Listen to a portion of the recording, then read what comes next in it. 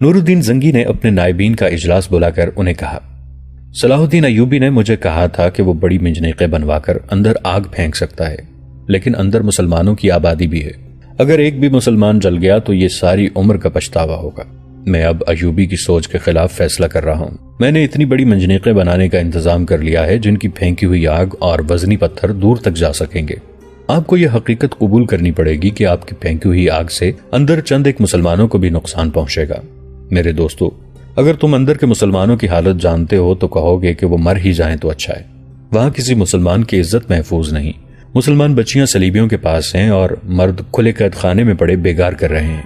وہ تو دعائیں مانگ رہے ہوں گے کہ خدا انہیں موت دے دے۔ آپ کا محاصرہ جس قدر لمبا ہوتا جائے گا، اندر کے مسلمانوں کی اذیت بھی اسی قدر زیادہ اور اذیتوں کی مدت لمبی ہوتی جائے گی۔ اور پھر یہ ضروری تو نہیں کہ ہر ایک مسلمان جل مرے گا۔ اگر چند ایک مر گئے تو ہمیں یہ قربانی دینی ہی پڑے گی۔ آپ بھی تو مرنے کے لیے آئے ہیں۔ اسلام کو زندہ رکھنا ہے تو ہم میں سے کئی ایک کو جانیں قربان کرنا ہوں گی۔ میں آپ کو یہ اطلاع اس لیے دے رہا ہوں کہ آپ میں سے مجھ پر کوئی یہ الزام عائد نہ کرے کہ میں نے قلعہ سر کرنے کے لیے بے گناہ مسلمانوں کو جلا دیا ہے۔ ہم میں سے کوئی بھی ایسا نہیں سوچے گا۔ ایک سالار نے کہا، ہم یہاں اپنی بادشاہی قائم کرنے نہیں آئے، فلسطین مسلمانوں کا ہے۔ ہم یہاں اپنے رسول صلی اللہ علیہ وآلہ وسلم کی بادشاہی بحال کرنے آئے ہیں۔ قبلہ اول ہمارا ہے، صلیبیوں اور یہودیوں کا نہیں۔ ہم یہودیوں کے اس دعوے کو کبھی تسلیم نہیں کر سکتے کہ فلسطین یہودیوں کا وطن ہے۔ ایک اور نے کہا، ہم سب جل مرنے کے لیے تیار ہیں، ہم اپنے بچوں کو بھی قربان کرنے کے لیے تیار ہیں۔ نور الدین زنگی کے ہونٹوں پر ایسی مسکراہٹ آ گئی جس میں مسرت نہیں تھی۔ انہوں نے کہا، تم جانتے ہی ہوگے کہ فلسطین کو اپنا وطن بنانے کے لیے یہودی کس میدان میں لڑ رہے ہیں۔ انہوں نے اپنی دولت اور اپنی بیٹیوں کی عصمت صلیبیوں کے حوالے کر دی ہے اور انہیں ہمارے خلاف لڑا رہے ہیں۔ اپنی دولت اور اپنی لڑکیوں کے ہی ذریعے ہماری صفوں میں غدار پیدا کر رہے ہیں۔ ان کا سب سے بڑا نشانہ صلاح الدین اور مصر ہے۔ مصر کے بڑے بڑے شہروں میں فاحشہ عورتوں کی تعداد بڑھتی جا رہی ہے۔ یہ سب یہودی عورتیں ہیں۔ افسوسناک حقیقت یہ ہے کہ ہمارے مسلمان امراء اور دولت مند تاجر یہودیوں کے جال میں پھنس گئے ہیں۔ ان میں نفاق اور تفرقہ بھی پیدا ہو گیا ہے۔ اب کفار انہیں آپس میں لڑائیں گے۔ اگر ہم ہوش میں نہ آئے تو یہودی ایک نہ ایک دن فلسطین کو اپنا وطن بنا کر قبلہ اول کو اپنی عبادت گاہ بنائیں گے اور مسلمان مملکتیں آپس میں لڑتی رہیں گی۔ انہیں محسوس تک نہ ہوگا کہ ان کی آپس کی چپقلش کے پیچھے یہودیوں اور صلیبیوں کا ہاتھ ہے۔ یہ ہوگا دولت، عورت اور شراب کا کرشمہ جو شروع ہو چکا ہے۔ اگر ہمیں آنے والی نسلوں کو باوقار زندگی دینی ہے تو ہمیں آج کی نسل کے کچھ بچے قربان کرنے پڑیں گے۔ میں نیا چاند نکلنے تک کرک لے لینا چاہتا ہوں، خواہ مجھے اس کے کھنڈر ملیں اور اندر مسلمانوں کی جلی ہوئی لاشیں ملیں۔ ہم انتظار نہیں کر سکتے۔ ہمیں صلیبیوں اور یہودیوں کو بحر روم میں ڈبونا ہے۔ یہ کام ہمیں اپنی زندگی میں کرنا ہے۔ مجھے نظر آ رہا ہے کہ ہمارے بعد اسلام کا پرچم غداروں اور صلیب نوازوں کے ہاتھ میں آ جائے گا۔ نور الدین زنگی نے کاریگروں کی بھی ایک فوج ساتھ رکھی ہوئی تھی۔ انہوں نے متعلقہ کاریگروں کو بتا دیا تھا کہ کھجوروں کے بہت لمبے لمبے درخت کاٹ کر منجنیقیں تیار کر لیں۔ انہوں نے کاریگروں کے مشورے سے کچھ اور قسم کے بھی درخت کٹوا دیے تھے اور حکم دیا تھا کہ ان کے تنے اور ٹہنیاں خشک ہونے سے پہلے کام میں لائے جائیں تاکہ ان میں لوہے والی سختی پیدا نہ ہو جائے۔ کاریگر دن رات مصروف رہتے تھے۔ اس کے ساتھ ہی زنگی نے وزنی پتھروں کے ڈھیر لگوا دیے تھے۔ ان کے پاس صلاح الدین ایوبی کا چھوڑا ہوا آتش گیر مادے کا ذخیرہ بھی تھا۔ بہت سا سیال مادہ زنگی اپنے ساتھ لے آئے تھے۔ انہوں نے آگ کے گولے تیار کر لیے تھے۔ اسی دوران مصر سے سلطان ایوبی کی بھیجی ہوئی فوج بھی پہنچ گئی۔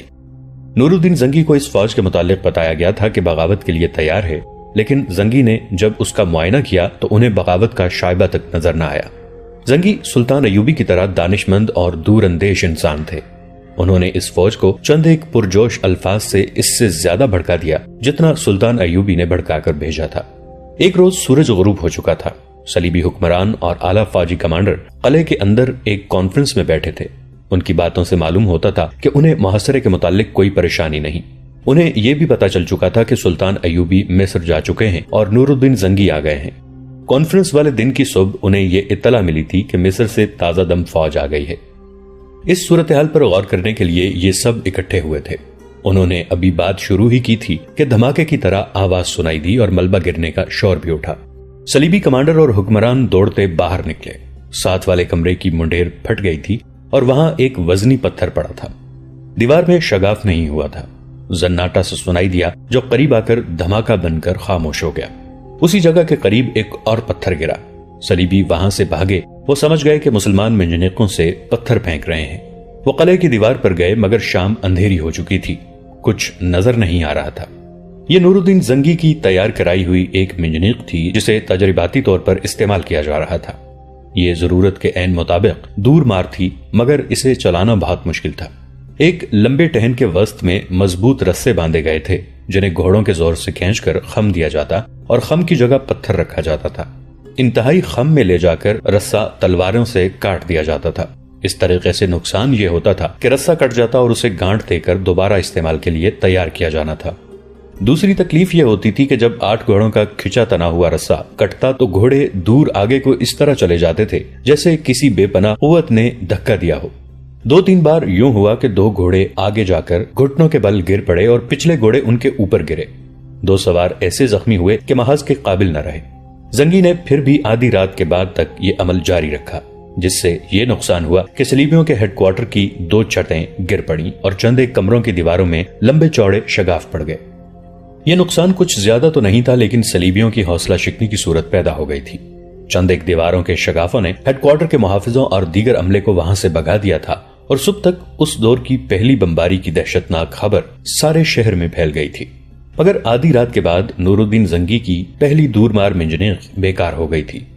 پتھر پھینکنے والا حصہ جسے خم دیا جاتا تھا زیادہ استعمال سے یا زیادہ بوجھ سے ٹوٹ گیا تھا۔ آخری پتھر قلعے کے اندر جانے کی بجائے باہر لگا۔ زنگی نے اگلا پتھر پھینکنے سے روک دیا، تاہم یہ تجربہ ناکام نہیں تھا۔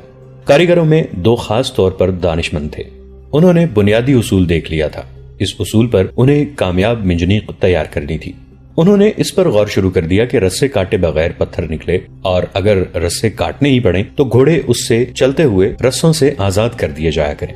نور الدین زنگی نے انہیں کہا کہ وہ جو کچھ بھی کریں وقت ضائع نہ کریں، دن رات سوچیں اور کام کریں۔ انہوں نے کام شروع کر دیا۔ اس کے ساتھ ہی زنگی نے تیر کمان بنانے والے کاریگروں سے کہا کہ وہ دور مار کمانیں تیار کریں۔ انہوں نے اپنے کمانڈروں سے کہا کہ اپنے دستوں میں سے غیر معمولی طور پر طاقتور سپاہی الگ کریں جو بڑی کمانوں سے تیر پھینک سکیں۔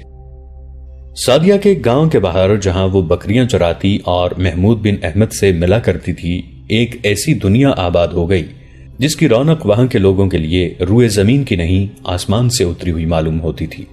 بہت دیر گزری، سورج غروب ہو چکا تھا، رات تاریک تھی۔ لوگوں کو ٹیلوں کے اندر جانے کی اجازت دے دی گئی تھی لیکن انہیں ایک طرف بٹھا دیا گیا تھا۔ کسی کو ٹیلے کے اوپر جانے کی اجازت نہیں تھی۔ لوگوں کو جہاں بٹھایا گیا تھا وہاں سے کسی کو اٹھنے کی اجازت نہیں تھی۔ انہیں کوئی حکم نہیں دیا جا رہا تھا بلکہ اس سے ڈرایا جا رہا تھا۔ کہتے تھے کہ وہ کسی کی ذرا سی بھی حرکت سے ناراض ہو گیا تو سب پر مصیبت نازل ہوگی۔ لوگ دم بخود بیٹھے دیکھ رہے تھے۔ ان سے کچھ دور بڑی خوبصورت دریاں اور ان پر 2 قالین بچھے ہوئے تھے۔ پیچھے لمبے سے پردے لٹکے ہوئے تھے جن پر ستارے سے چمکتے تھے۔ یہ چمک ان مشلوں اور قندیلوں سے پیدا ہوتی تھی جو ایک خاص ترتیب سے رکھی جل رہی تھیں۔ پردوں کے پیچھے عمودی ٹیلا تھا جس کے دامن میں اجنبی لوگ غار کھود رہے تھے۔ اس ٹیلے کے پیچھے کچھ جگہ ہموار تھی، وہاں رنگا رنگ خیمے نصب تھے۔ تماشائیوں پر ایسا روب طاری تھا کہ وہ ایک دوسرے کے ساتھ سرگوشی میں بھی بات نہیں کرتے تھے۔ یہ رات اس سے اگلی تھی جس رات سعدیہ اغوا ہوئی تھی۔ سامنے لٹکے ہوئے پردے آہستہ آہستہ کھلنے لگے۔ ستارے آسمان کے ستاروں کی طرح ٹمٹمانے لگے اور ایسے سازوں کا ترنم سنائی دینے لگا جن کے نام سے بھی کوئی واقف نہیں تھا۔ یہ ایک گونج سی تھی جس میں طلسماتی سا تاثر تھا۔ صحرا کی خاموش رات میں یہ تاثر روحوں تک اترتا ہوا محسوس ہوتا تھا۔ یہ احساس بھی ہوتا تھا جیسے اس ترنم کی لہریں لوگوں کے اوپر سے گزر رہی ہوں جنہیں وہ دیکھ سکیں گے، چھو سکیں گے۔ یہی وجہ تھی کہ لوگ بار بار اوپر اور ادھر ادھر دیکھتے تھے لیکن انہیں نظر کچھ بھی نہیں آتا تھا۔ سازوں کے ترنم میں ایک اور گونج شامل ہو گئی۔ صاف پتہ چلتا تھا کہ بہت سے آدمی مل کر ایک ہی نغمہ گنگنا رہے ہیں۔ اس میں لڑکیوں کی آواز بھی تھی۔ اس کے ساتھ جب ٹیلے کے سامنے اتنے لمبے لمبے پردے ہلتے تھے تو یوں لگتا تھا جیسے رات پرفضا اور ماحول پر وجد طاری ہو گیا ہے۔ لوگ پوری طرح مسحور ہو گئے تو کہیں سے گونجدار آواز اٹھی، وہ آ گیا ہے جسے خدا نے آسمان سے اتارا ہے۔ اپنے دل اور دماغ خیالوں سے خالی کر دو، وہ تمہارے دلوں اور دماغوں میں خدا کی سچی باتیں اتارے گا۔ پردوں میں جنبش ہوئی۔ پردوں میں سے ایک انسان نمودار ہوا۔ وہ تھا تو انسان ہی لیکن اس کے مترنم اور مرعوب ماحول میں اور ان روشنیوں میں وہ کسی بلند و بالا جہان کی مخلوق لگتا تھا۔ اس کے سر کے بال بھورے ریشمی اور لمبے تھے جو اس کے شانوں پر پڑتے تھے۔ بالوں میں چمک تھی، چہرہ بھرا بھرا اور سرخ و سفید داڑھی سلیقے سے تراشی ہوئی تھی، یہ بھی بھورے رنگ کی تھی۔ جسم گٹا ہوا اور اس پر سبز چغا تھا، چغے پر پردوں کی طرح ستارے تھے جو روشنیوں میں چمکتے تھے۔ ایسی ہی چمک اس کی آنکھوں میں بھی تھی۔ اس کے سراپا میں ایسا تاثر تھا جس نے لوگوں کو مبہوت کر دیا۔ اس کے ساتھ سازوں کا گونجدار ترنم اور بہت سی آوازوں کے گنگنانے کی گونج، مگر جس نے لوگوں کو دم بخود کر دیا تھا وہ ان کہانیوں کا اثر تھا جو وہ کبھی سے سن رہے تھے۔ ان معجزاتی کہانیوں کی سنسنی خیزی نے ان کی سوچوں پر غلبہ پا رکھا تھا۔ اس رات اسے اپنے سامنے دیکھ کر انہوں نے پہلے تو سر جھکائے، پھر ہاتھ اس طرح پیٹ پر باندھ دیے جس طرح نماز میں باندھے جاتے ہیں۔ اس نے پردوں کے سامنے کھڑے ہو کر بازو اوپر کو پھیلا دیا اور کہا، تم پر اس خدا کی رحمت نازل ہو جس نے تمہیں دنیا میں اتارا، جس نے تمہیں آنکھیں دیں کہ دیکھ سکو، جس نے تمہیں کان دیے کہ سن سکو، جس نے تمہیں دماغ دیا کہ سوچ سکو، جس نے تمہیں زبان دی کہ بول سکو، مگر تم ہی جیسے انسانوں نے جن کی آنکھیں تمہاری طرح ہیں، زبانیں تمہاری طرح ہیں، تمہیں غلام بنا کر خدا کی نعمتوں سے اور دنیا کی آسائشوں سے محروم کر دیا ہے۔ اب تمہارا یہ حال ہے کہ تمہاری آنکھیں دیکھ سکتی ہیں مگر تمہیں نظر کچھ نہیں آتا، تمہارے کان سن سکتے ہیں مگر یہ سچ بات نہیں سنتے، تمہارا دماغ سوچ سکتا ہے مگر اس میں وہم اور جھوٹے قصے بھرے ہوئے ہیں، تمہاری زبانیں بول سکتی ہیں مگر ان کے خلاف ایک کلمہ نہیں کہہ سکتی جنہوں نے تمہیں غلام بنا لیا ہے۔ انہوں نے تمہیں، تمہارے گھوڑے اور اونٹوں کو اور تمہارے جوان بیٹوں کو خرید لیا ہے۔ وہ تمہارے بیٹوں کو اس طرح لڑاتے ہیں جیسے کتوں کو لڑایا جاتا ہے، وہ تمہارے گھوڑوں اور اونٹوں کو تیروں اور برچھیوں سے چھلنی کروا کے مرواتے ہیں، تمہارے بیٹوں کو مروا کر ریگستانوں میں پھینک دیتے ہیں جہاں انہیں مردے کھانے والے پرندے اور درندے کھا جاتے ہیں۔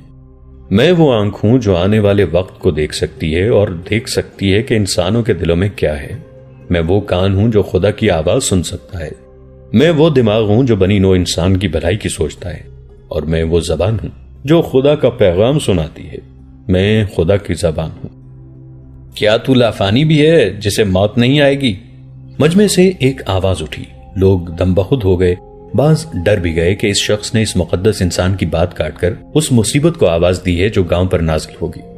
تم آزما لو، اس نے کہا، میرے سینے میں تیر مارو۔ اس کی آواز میں اور انداز میں جادو کا اثر تھا۔ اس نے پھر کہا، یہاں کوئی تیر انداز ہے تو میرے سینے پر تیر چلائے۔ ہجوم پر سناٹا طاری ہو چکا تھا۔ اس نے غسیلی اور بلند آواز سے کہا، میں حکم دیتا ہوں کہ جہاں جس کے پاس بھی تیر کمان ہے وہ سامنے آ جائے۔ 4 تیر انداز جو سادیا کے گاؤں کے رہنے والے نہیں تھے آہستہ آہستہ آگے آئے۔ وہ ڈرے سہمے ہوئے تھے۔ اس نے کہا، 30 قدم گن کر چاروں میرے سامنے کھڑے ہو جاؤ۔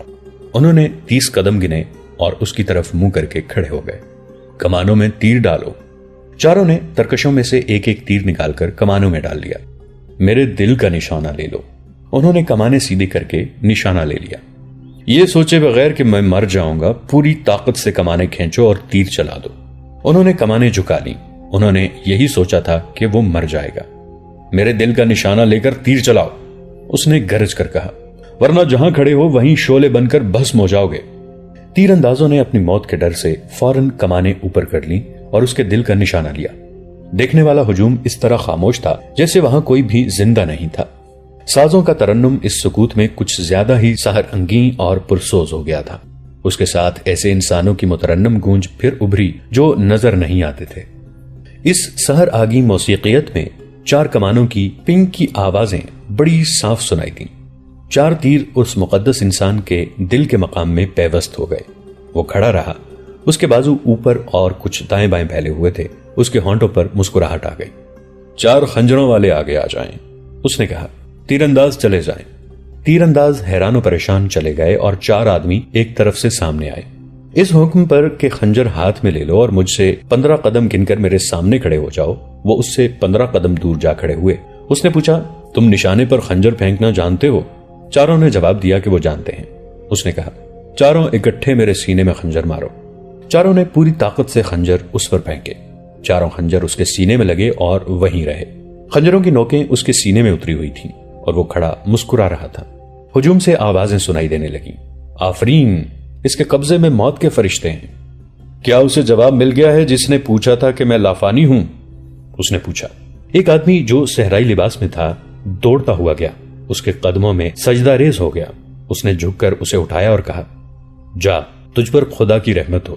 تو پھر تو مردے میں بھی جان ڈال سکتا ہے، ایک بوڑھے دیہاتی نے آگے آ کر کہا، خدا نے مجھے ایک ہی بیٹا دیا تھا جو جوانی میں مر گیا ہے۔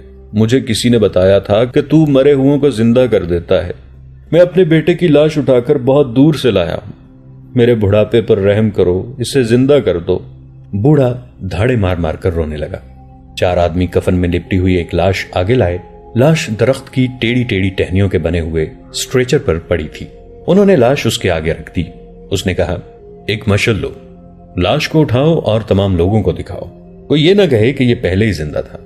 لاش سب کے سامنے سے گزاری گئی۔ اس کے منہ سے کفن ہٹا دیا گیا تھا۔ ایک آدمی ہاتھ میں مشعل لیے ساتھ ساتھ تھا۔ سب نے دیکھا کہ اس کا چہرہ لاش کی طرح سفید تھا، آنکھیں آدھی کھلی ہوئی اور منہ بھی آدھا کھلا ہوا تھا۔ سب نے لاش دیکھ لی تو اسے اس مقدس انسان کے سامنے رکھ دیا گیا۔ موسیقی کی لے بدل گئی اور پہلے سے زیادہ پرسوز ہو گئی۔ اس نے بازو آسمان کی طرف کیے اور بلند آواز سے پکارا، زندگی اور موت تیرے ہاتھ میں ہے۔ میں تیرے بیٹے کا بیٹا ہوں۔ تو نے اپنے بیٹے کو سولی سے اتارا اور مجھے صلیب کا تقدس عطا کیا تھا۔ اگر تیرا بیٹا اور اس کی صلیب سچی ہے تو مجھے قوت دے کہ میں اس بد نصیب بوڑھے کے بیٹے کو زندگی دے سکوں۔ اس نے جھک کر لاش کے کفن پر ہاتھ پھیرا، منہ سے کچھ بڑبڑایا، پھر لاش کے اوپر ہوا میں اس طرح دونوں ہاتھ پھیرے کہ اس کے ہاتھ کانپ رہے تھے۔ کفن پھڑپڑانے لگا۔ مقدس انسان ہوا میں اس پر ہاتھ پھیرتا رہا۔ کفن اور زور سے پھڑپڑایا۔ بعض لوگ اس قدر ڈر گئے کہ ایک دوسرے کے قریب ہو گئے۔ عورتوں میں سے کسی عورت کی چیخ بھی سنائی دی۔ یہ منظر اس لیے بھی بھیانک بن گیا تھا کہ مردے کو زندہ کرنے والے کے سینے میں 4 تیر اور 4 خنجر اترے ہوئے تھے۔ کفن میں کچھ اور ہی حرکت ہوئی۔ لاش بیٹھ گئی۔ اس نے ہاتھ کفن سے باہر نکالے، ہاتھوں سے کفن میں سے چہرہ ننگا کیا اور آنکھیں مل کر کہا، کیا میں عالم پاک میں پہنچ گیا ہوں؟ نہیں۔ اسے زندہ کرنے والے نے سہارا دے کر اٹھایا اور کہا، تم اسی دنیا میں ہو جہاں تم پیدا ہوئے تھے۔ جاؤ، اپنے باپ کے سینے سے لگ جاؤ۔ باپ نے دوڑ کر اپنے بیٹے کو بازوں میں لے لیا۔ بے تابی سے اس کا منہ چوم چوم کر اس نے زندہ کرنے والے کے آگے سجدہ کیا۔ لوگ جو بیٹھے ہوئے تھے اٹھ کھڑے ہوئے۔ وہ آپس میں کھسر پھسر کر رہے تھے۔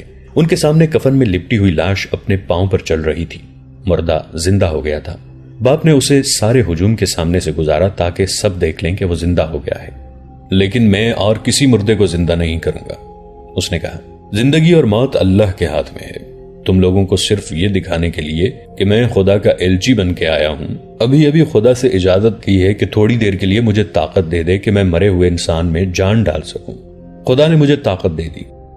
کیا تم جنگ میں مرے ہوئے سپاہی کو زندہ کر سکتے ہو؟ مجمع سے کسی نے پوچھا۔ نہیں، اس نے جواب دیا، جنگ میں مرنے والوں سے خدا اتنا زیادہ ناراض ہوتا ہے کہ انہیں دوسری زندگی نہیں دیتا۔ اگلے جہان وہ انہیں دوزخ کی آگ میں پھینک دیتا ہے۔ مرد کسی کو قتل کرنے کے لیے پیدا نہیں کیا گیا، بلکہ اس لیے پیدا کیا گیا ہے کہ جس طرح اسے ایک باپ نے پیدا کیا ہے اسی طرح وہ بھی کسی کا باپ بنے۔ اسی لیے تمہیں کہا گیا ہے کہ 4 بیویاں رکھو۔ مرد اور عورت کا یہی کام ہے کہ بچے پیدا کریں، اور جب بچے بڑے ہو جائیں تو ان سے بچے پیدا کرائیں۔ یہی عبادت ہے۔ جس وقت وہ معجزے دکھا رہا تھا اس وقت 2 آدمی ٹیلے کے پیچھے اس جگہ چھپے ہوئے تھے جہاں رنگ برنگ خیمے نصب تھے۔ کسی خیمے میں سے لڑکیوں کی باتیں اور ہنسی سنائی دے رہی تھی۔ یہ 2 آدمی امام اور محمود بن احمد تھے۔ محمود کو یقین تھا کہ سعدیہ یہیں کہیں ہے۔ محمود میں اتنی ذہنی سوجھ بوجھ نہیں تھی، وہ خدا کے اس ایلچی کے متعلق کوئی رائے قائم کرنے کے قابل نہیں تھا۔ امام نے کہا تھا کہ کوئی انسان مرے ہوئے کو زندہ نہیں کر سکتا۔ اس نے توجہ ہی نہیں دی تھی کہ یہ پراسرار آدمی لوگوں کو کیا کچھ کر کے دکھا رہا ہے۔ اس نے اس سے یہ فائدہ اٹھایا کہ لوگ اس کی کرامات دیکھنے میں مگن ہیں، اس لیے پیچھے جا کر یہ دیکھا جائے کہ اس میں راز کیا ہے۔ اس کی توجہ صرف سعدیہ پر تھی۔ محمود صرف سعدیہ کو ڈھونڈ رہا تھا۔ خیموں کی جگہ اندھیرا تھا، صرف 3 خیموں میں روشنی تھی، تینوں کے پردے دونوں طرف سے بند تھے۔ وہاں پہرے کا کوئی خاص انتظام نہیں تھا۔ 2-3 مرد کہیں باتیں کر رہے تھے۔ یہ خطرہ صاف نظر آ رہا تھا کہ دونوں کسی کو نظر آ گئے تو وہ زندہ نہیں رہیں گے۔ ٹیلے کی دوسری طرف سے اس کی آواز سنائی دے رہی تھی اور سازوں کا ترنم بھی سنائی دے رہا تھا، لیکن یہ پتہ نہیں چلتا تھا کہ سازندے کہاں ہیں۔